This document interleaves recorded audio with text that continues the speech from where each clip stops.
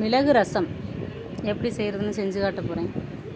அதுக்கு தேவையான பொருட்கள்: மிளகு 1 டீஸ்பூனு, சீரகம் 1 டீஸ்பூனு, தக்காளி, பச்சை மிளகாய், சின்ன வெங்காயம், கருவேப்பிலை எல்லாம்.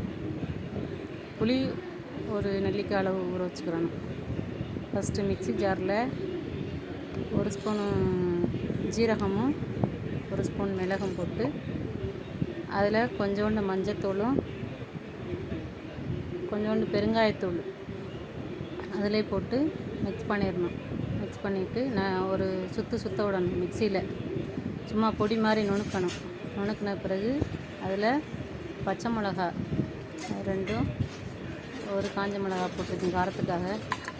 அதில் நமக்கு தேவையான அளவு ஒரு வெள்ளைப்பூடு முழுசாக உடச்சி அதில் போட்டு அதையும் ஒரு சுற்றிட்டு அதுக்கப்புறம் தக்காளி 2 தக்காளி சின்ன சின்னதாக கட் பண்ணி, பெருசாக போட்டால் சிக்கி ஒரு மாதிரி தக்கையாக நிற்கும். அதுக்காக சின்னதாக கட் பண்ணி அதை ஒரு ஓட்டி அரைச்சி கொண்டாந்து வச்சுட்டு, புளியை கரைச்சி தண்ணியை மட்டும் வச்சுட்டு அடுப்பை பற்ற வச்சுட்டு சட்டியை வச்சு சட்டி காஞ்சதும் ஆயில் ஊற்றிக்கணும்.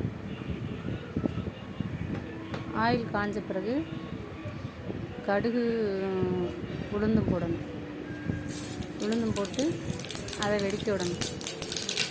அது வெடிக்கிறதுக்கு பிறகு ஆயில் எல்லாத்துலேயுமே கம்மியாக தான் சேர்க்கணும், அதிகமாக சேர்க்கக்கூடாது. ஆயில் கம்மியாக சாப்பிட்றது நல்லது.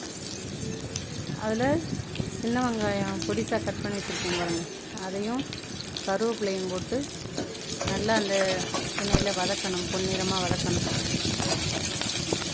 வதங்கினதுக்கு பிறகு இந்த அரைச்சி வச்சுருக்கோம்ல விழுது, அதை அதில் கொட்டி அதையும் அதில் வேக விடணும். எண்ணெயில் வேக விடணும். எண்ணெயில் வேக விட்டு நல்லா அதை வச்சு கிளறணும். சிம்மில் தான் வைக்கணும், கையில் வைக்கக்கூடாது. சிம்மில் வச்சு நல்லா மிக்ஸ் பண்ணி கொஞ்சம் அந்த எண்ணெயிலே கொஞ்சம் வேக விடணும்.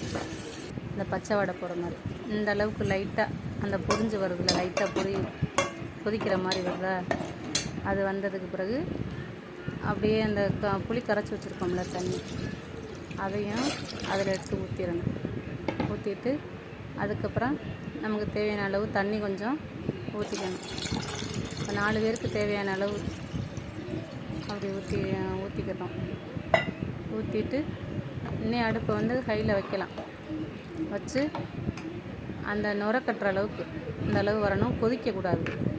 இந்த அளவு வந்தவுடனே அடுப்பை அமர்த்திட்டு தான் உப்பு போடணும். கல் உப்பு போடுறேன், தேவையான அளவு கல் உப்பு போடுறேன்.